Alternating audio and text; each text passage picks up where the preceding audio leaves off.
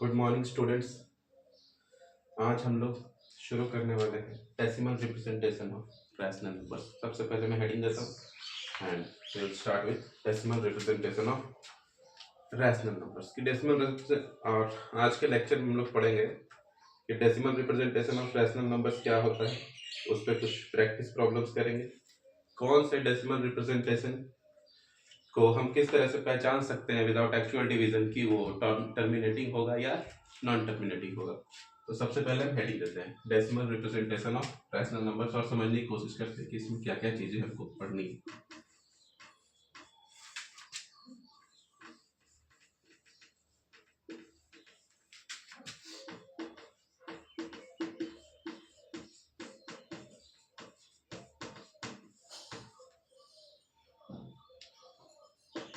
Rational,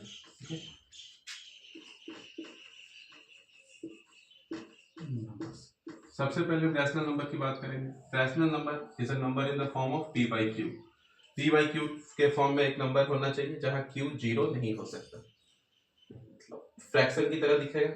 लेकिन fraction और rational number में ये अंतर होता है कि फ्रैक्शन सिर्फ पॉजिटिव होते हैं, जबकि रैशनल नंबर पॉजिटिव या निगेटिव जीरो कुछ भी हो सकता है। तो सबसे पहले हम एक रैशनल नंबर लिखते हैं, सपोज 3/5 हमने पॉजिटिव ही रखा है। अब इसका डेसिमल रिप्रेजेंटेशन निकालने का मतलब है कि ये जो फ्रैक्शन है रैशनल नंबर है, इसका हम डेसिमल वैल्यू कैलकुलेट करेंगे। तो डेसिमल वैल्यू कैलकुलेट करने के लिए जो डिनोमिनेटर है उससे हम न्यूमरेटर को डिवाइड करते हैं। ऊपर में लिख देता हूं डिवाइड डिनोमिनेटर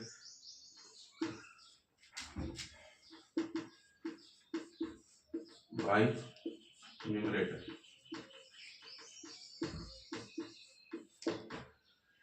तो 5 चूंकि 3 से बड़ा है ये सीधे नहीं लगेगा, एक जीरो लिखा हमने, एक डॉट लगाया डेसिमल। अब ये हो गया 5 6 30।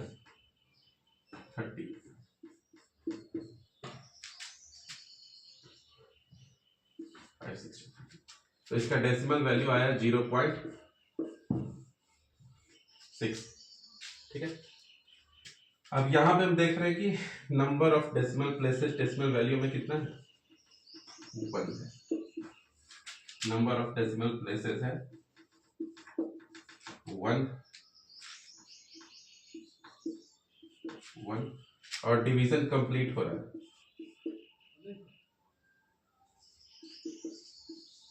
यानी कि कोई रिमाइंडर आखिर में नहीं बच रहा है। तो जिस भी रैशनल नंबर के डेसिमल रिप्रेजेंटेशन में डिवीजन कंप्लीट हो, कोई रिमाइंडर ना बचे, एक नंबर ऑफ डेसिमल प्लेसेस के बाद कोई रिमाइंडर ना बचे, डिवीजन कंप्लीट हो जाए, तो उस डेसिमल रिप्रेजेंटेशन को हम कहेंगे टर्मिनेटिंग। अब यहाँ पे हमने पता लगाया है कि ये डेसिमल रिप्रेजेंटेशन टर्मिनेटिंग है, लेकिन इसके लिए हमने पूरा डिवीजन का प्रोसेस किया है। लेकिन टर्मिनेटिंग डेसिमल्स में एक खास बात यह है कि टर्मिनेटिंग डेसिमल्स पता लगाने के लिए हमें पूरा डिवीजन का प्रोसेस कंप्लीट करने की जरूरत नहीं पड़ती है। सिर्फ हम डिनोमिनेटर का प्राइम फैक्टराइजेशन करके ये बतला सकते हैं कि ये नंबर टर्मिनेट होगा या नहीं होगा जब हम इसका डेसिमल वैल्यू कैलकुलेट करेंगे तब। तो सबसे पहले इसी चीज को हम आगे पढ़ते हैं, condition for a decimal representation to be terminated.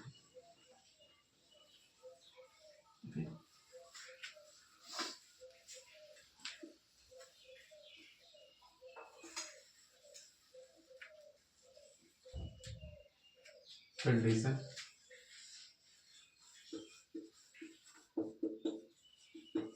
For decimal representation to be terminating.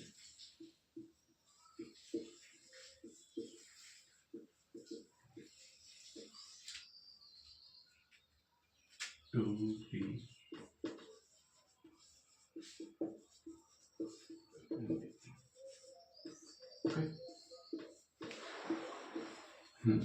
Condition for a decimal representation to be terminating.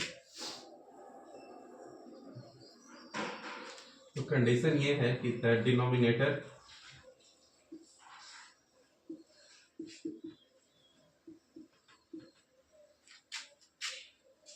should have only 2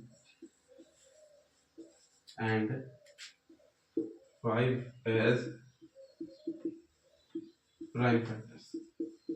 कोई भी डेसिमल रिप्रेजेंटेशन टर्मिनेटिंग होगा, इसके लिए नेसेसरी एंड सफिशिएंट, यानी ये condition है तो हर हालत में डेसिमल रिप्रेजेंटेशन टर्मिनेटिंग ही होगा, वो है कि प्राइम फैक्टर सिर्फ 2 और 5 ही होने चाहिए।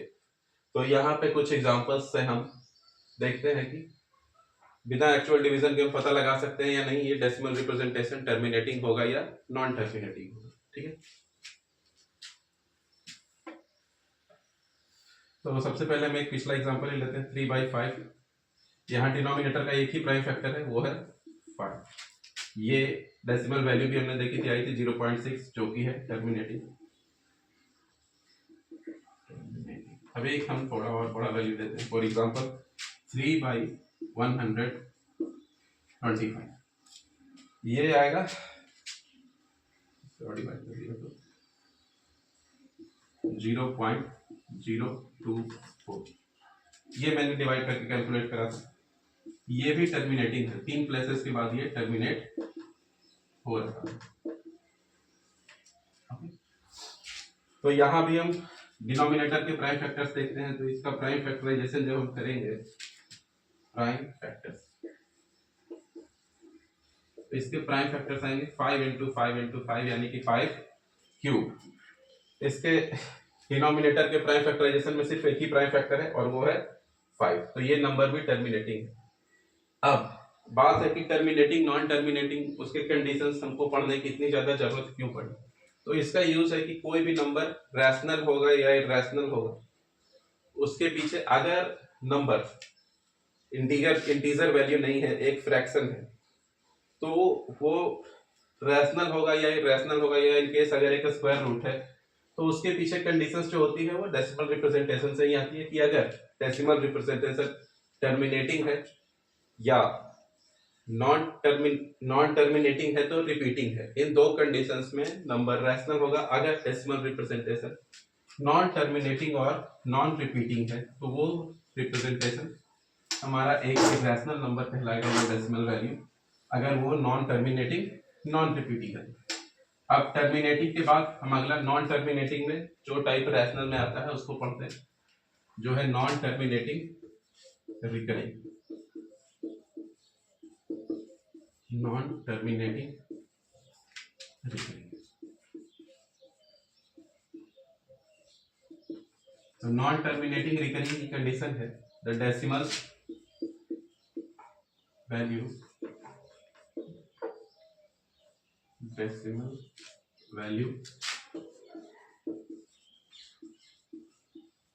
does not terminate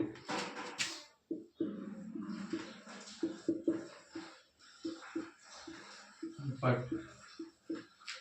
repeats after a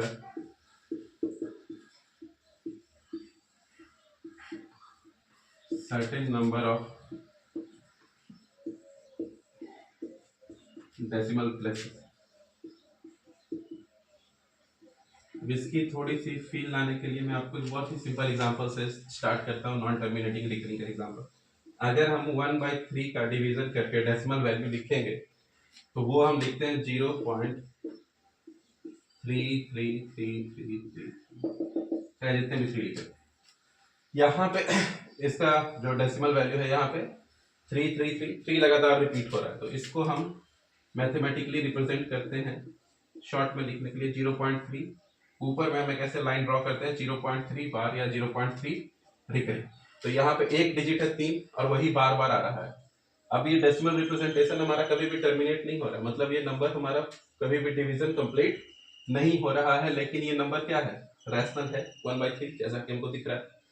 तो ये एक नॉन टर्मिनेटिंग रिकरिंग डेसिमल का एग्जांपल है, ये एक रैशनल नंबर है, हम 0.3 बार लिखेंगे। यहाँ पे जितने नंबर ऑफ डेसिमल प्लेसेस के बाद वैल्यू रिपीट हो रही होगी उसको हम पीरियड कहेंगे। तो यहाँ पे पीरियड है 1, क्योंकि एक ही डिजिट है 1 जो कि रिपीट हो रही है। अब इसके हम कुछ और एग्जांपल्स लेते हैं नॉन टर्मिनेटिंग रिकरिंग के। एक नॉन टर्मिनेटिंग रिकरिंग को हम बाय अप्रोक्सीमेशन उसको as a rational number represent कर सकते हैं, जो कि मैं आपको आगे के एक्सरसाइजेस में बतलाऊंगा। एक और एग्जांपल लेते हैं, मान लीजिए 1 बाई, डिनोमिनेटर में अगर 2 और 5 के अलावा कुछ भी आएगा तो नंबर नॉन टर्मिनेटिंग में ही जाएगा। अब रिकरिंग होगा या नहीं वो हमें कैलकुलेट करना पड़ेगा, लेकिन वो नॉन टर्मिनेटिंग में तो जाएगा। एक एग्जांपल हम लेते हैं, फॉर एग्जांपल 1/7। अब इसका वैल्यू कैलकुलेट करता हूँ मैं, 7 से 1 को करता हूँ डिवाइड। यहाँ पर हमने थोड़ी जगह रखी है ताकि डेसिमल के बाद की वैल्यूज के लिए कुछ जीरो लिख सकें। 6 लिख के हम ट्राई करते हैं, अगर होगा तो स्पेस रखकर और जीरो बढ़ा लेंगे। सबसे पहले 0 पॉइंट, सीधा तो नहीं हो रहा, तो 10, 7 1 जा 7, कितना है 3 0, 7 4 जा 28, 2 0, 7 2 जा 40, 6 0, 7 8 जा 56, 4 0, 7 5 जा 35। ठीक है, अब इसके बाद मैं यहाँ से आगे यहाँ कंटिन्यू करता हूँ। 5 0, 7 7 जा 49, 1 0, 7 1 जा 7, 3 0, 7 4 जा 20। यहाँ से हमने देखा कि ये प्रोसेस, यहाँ से ये वापस सेम हो गया 7 के बाद से 1 4 2 8 5 7। अगर आगे बढ़ाएंगे तो फिर 1 4 2 8 5 7। तो यहाँ पे 1 4 2 8 5 7 6 डेसिमल प्लेसेस के बाद जो वैल्यू है वो रिपीट हो रही है, रिकर हो रही है। ठीक है, तो 1/7 का जब हम डेसिमल रिप्रेजेंटेशन लिखेंगे, डेसिमल वैल्यू लिखेंगे, तो ये हम लिखेंगे 10.142857 1/7 का। तो यहाँ पे पीरियड कितना है इस नॉन टर्मिनेटिंग डेसिमल का, 6। ठीक है, तो हालांकि ये तो बहुत जल्दी होगा कंक्लूड करना, लेकिन फिर भी आप यहीं पे एक बार ध्यान से ये बात समझ लें कि जो डिनोमिनेटर होगा उससे ज्यादा वैल्यू कभी भी पीरियड का नहीं आ सकता। अगर डिनोमिनेटर 7 है तो रिकरिंग के लिए पीरियड मैक्सिमम 6 हो सकता है। अगर डिनोमिनेटर 15 है तो रिकरिंग के लिए मैक्सिमम 14 हो सकता है। अगर डिनोमिनेटर 17 है तो रिकरिंग के लिए मैक्सिमम 16 हो सकता है। अब मैं इसको इरेज करता हूं और हम कुछ प्रैक्टिस प्रॉब्लम्स करेंगे।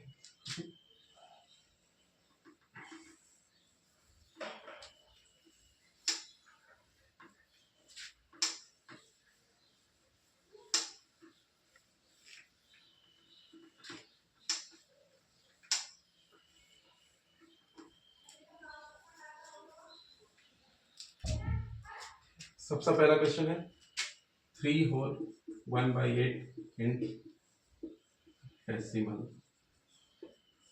फॉर्म। ये एक मिक्स्ड फ्रैक्शन है, इसको हमको डेसिमल फॉर्म में कन्वर्ट करना है। सबसे पहले हम क्या करेंगे, सिंपल फ्रैक्शन में लिखेंगे इसको। तो 3 होल 1/8 हो जाएगा 25 डिवाइडेड बाई 8। अब यहाँ पे हम देखते हैं, पहले हम ये समझ लेते हैं कि इसका डेसिमल वैल्यू जो होगा वो क्या होगा, रिपीटिंग होगा या टर्मिनेटिंग होगा। ठीक है, तो 25/8 इसके प्राइम फैक्टर्स क्या है 8 के,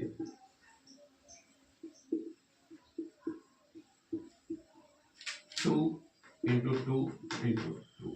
इसके प्राइम फैक्टर्स में सिर्फ 2 है, तो डिवीजन कंप्लीट होगा, टर्मिनेटिंग। अब कितना होगा ये हम कैलकुलेट कर लेते हैं, डिवाइड करके 8 से हम डिवाइड करते हैं 25 को, 8 3 जा 24, बचा 1 0, 8 1 जा 8, 2 0, 8 2 जा 16,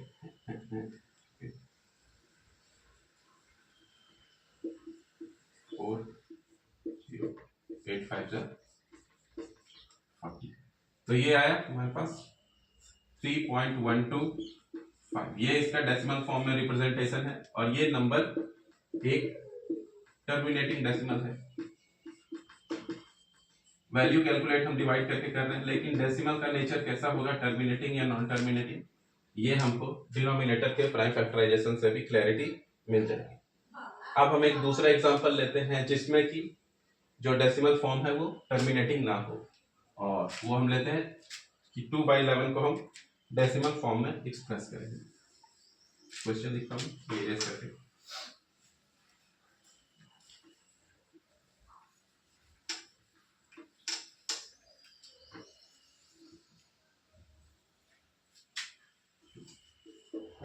एक्सप्रेस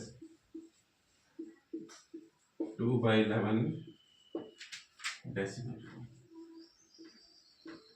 तो यहाँ पे डिनोमिनेटर क्या है 11 एक प्राइम नंबर है, 2 और 5 के अलावा है, तो इसका नेचर कैसा होगा, ये नॉन टर्मिनेटिंग होगा। अब बाकी हम डिवाइड करके चेक करते हैं कि ये रिपीट होगा या नहीं होगा। तो 11 से हमने किया 2 को डिवाइड, एक 0 किया 0.1 टाइम्स 11 1 11 9 0 11 8 88, ठीक है। ये आ गया 2 0 1 11 1 11 9 0 11 8 तो ये रिपीट हो रहा है। 2/11 हम लिया तो 0.18। तो जब मैंने पीरियड डिफाइन किया था उसी से मैं बतलाया था कि जो पीरियड होगा वो मैक्सिमम डिनोमिनेटर से एक कम तक जा सकता है। जैसे उस केस में 7 था, पीरियड आया था 6, लेकिन हर बार 7 हो तो पीरियड 6 आए। 11 है तो पीरियड हमेशा हमारा 10 ही आएगा, ऐसा नहीं होता कि 11 यहाँ पे क्या है डिनोमिनेटर और पीरियड कितना है 2। पीरियड का वैल्यू हो सकता है छोटा हो, लेकिन मैक्सिमम वो डिनोमिनेटर से एक लेस ही हो सकता है। तो इसका पीरियड है 2। डिनोमिनेटर के बराबर कभी भी पीरियड नहीं हो सकता है और डिनोमिनेटर से ज्यादा भी नहीं हो सकता है। अब हम एक क्वेश्चन करते हैं जो कि इससे थोड़ा बेहतर है। ओके, इसको मैं इरेज कर रहा हूँ। तीसरे क्वेश्चन पे आ गए हम आज के।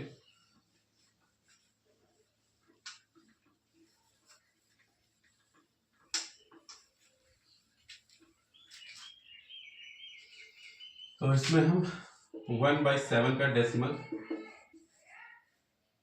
एक्सपेंशन फाइंड आउट करेंगे। 1/7 फाइंड डेसिमल एक्सपेंशन ऑफ 1/7।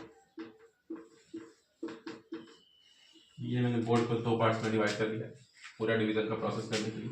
7 से हम 1 को डिवाइड करते हैं 0, ठीक है 0 पॉइंट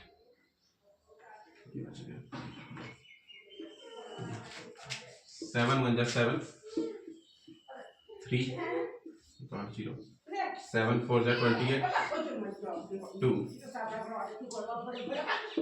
7 2 40 6 1 8 56 4 7 5 35 5 0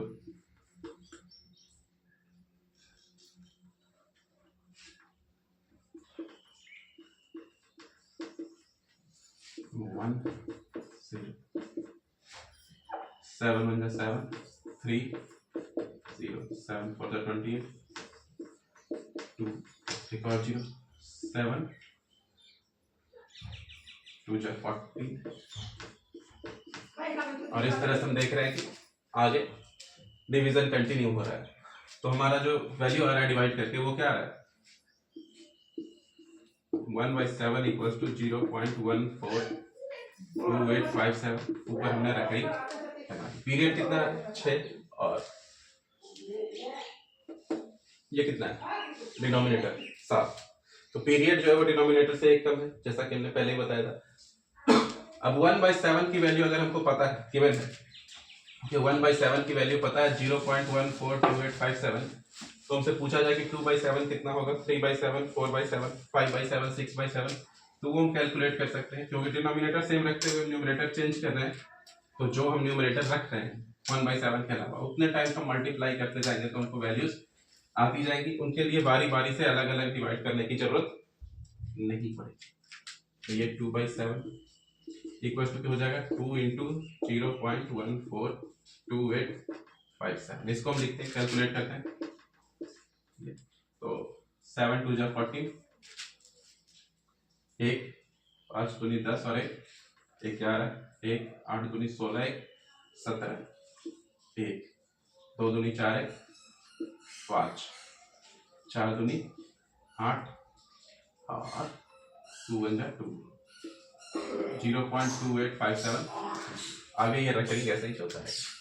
अब 3/7 हमने करा तो 3 इंटू 0.142857 7 3 21 2 3 5 15 2 17 1 8 3 24 1 25 2 2 3 6 2 8 4 3 12 2 1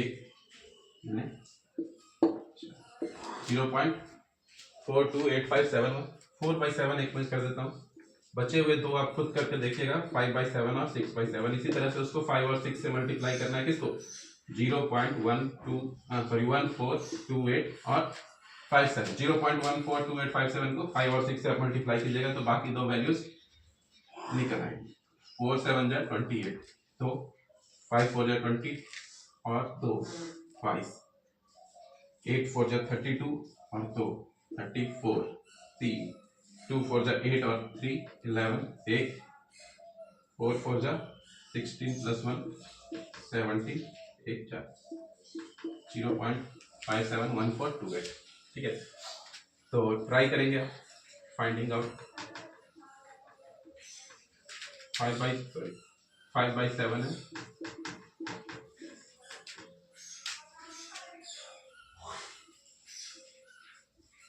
6/7। ठीक है ये आप ट्राई करके देखिएगा। अब आज का एक आखिरी क्वेश्चन लेते हैं। ठीक है एक आखिरी क्वेश्चन। उम्मीद करता हूँ अभी तक क्लास में आपको सब समझ में आ रहा होगा। जहाँ पे समझ में नहीं है वो कमेंट्स में लिखिएगा। अगले क्लास में मैं उस पार्ट को फिर से कंसिडर करूंगा कि इसमें क्या नहीं समझ में आया होगा। अपनी प्रॉब्लम डाउट्स जो भी आपको आ रहे हैं कमेंट्स में बता सकते हैं। तो हमको डेसिमल एक्सपेंशन कैलकुलेट करनी है 1/17 की और मैक्सिमम नंबर ऑफ ब्लॉक्स जो कि रिपीट हो रहे होंगे इस डेसिमल एक्सपेंशन में वो हमको डिवीजन करके कैलकुलेट करनी है और हमको देखना है कि जो पीरियड आ रहा है 1/17 के डिवीजन को कंप्लीट करने के बाद वो कितना आ रहा है। क्या वो कंडीशन की डेसिमल रिप्रेजेंटेशन जब हम कैलकुलेट करते हैं तो डिनोमिनेटर से एक कम हमेशा होना चाहिए पीरियड, वो उस कंडीशन को जस्टिफाई कर रहा है या नहीं। तो सबसे पहले 1/17 को करते हैं डिवाइड। 17 से हमने 1 को डिवाइड किया इस बार बना 17 1 0 एक बार में तो नहीं लगेगा। ठीक है एक जीरो मार करते हैं 17 25 85 85 150 8 17 8 136 140 17 8 136 4 0 17 दूनी 34 6 0 यहाँ से मैं यहाँ लाता हूँ 6 17 दिया 51 9 0 17 25 85 5 0 17 दूनी 34 16 17 9 53 से 153 7 0 यहाँ से फिर मैं आगे करता हूँ ये हो गया 7 0 17 54 68 2 0 17 1 17 3 0 फिर एक बार 17 1 17 1 3 3 6 9 फिर 12। ठीक है 119 ये आ गया 110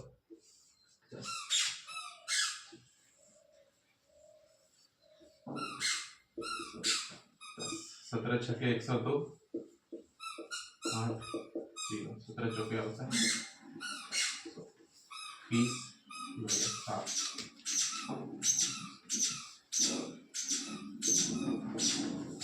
फिर 0 ठीक है ये हो गया 0 5 17 85 0 8 17 136 0 5 और ये 8। तो यहाँ पे से देखा हमने कि ये रिपीट होना शुरू हो चुका है। तो हम पीरियड इसका काउंट करते हैं कि कितने नंबर ऑफ डिजिट्स के बाद कितने नंबर ऑफ डेसिमल प्लेसेस के बाद ये रिपीट होना शुरू हो रहा है? 1 2 3 4 5 6 7 8 9 11 12 13 14 15 16। तो इसका पीरियड कितना आ रहा है? 16, जो कि हमारे कंडीशंस को जस्टिफाई भी कर रहा है कि डिनोमिनेटर से एक कम तक ही पीरियड जा सकता है, डिनोमिनेटर के कभी भी बराबर या आगे नहीं बढ़ सकता जो पीरियड का नंबर है वो। तो ये डिवीजन से हमने आंसर चेक किया, 1/17 का ये आ रहा है डेसिमल वैल्यू जिसका पीरियड है 16, और ये एक रिपीटिंग और नॉन टर्मिनेटिंग डेसिमल है, जो कि मैं लिख देता हूँ नॉन टर्मिनेटिंग रिपीटिंग, इसका एक्सपेंशन है। अब इसके बाद जो एक्सपेंशन का दूसरा टाइप है, नॉन टर्मिनेटिंग रिपीटिंग के बाद दूसरा टाइप जो है एक्सपेंशन का नॉन टर्मिनेटिंग में, यानी नॉन टर्मिनेटिंग नॉन रिपीटिंग, जो कि एक इरेशनल नंबर होता है, वो हम अगले क्लास में डील करेंगे। इससे रिलेटेड जो क्वेश्चंस आपको कहीं मिलेंगे वो आप बना लीजिएगा। मैं कोशिश करूंगा कि एक पीडीएफ में भी इसके डिस्क्रिप्शन में अटैच करूं आपके लिए प्रैक्टिस प्रॉब्लम्स की। So best of luck with the problems, this is it for the class, I am signing off, thank you everyone.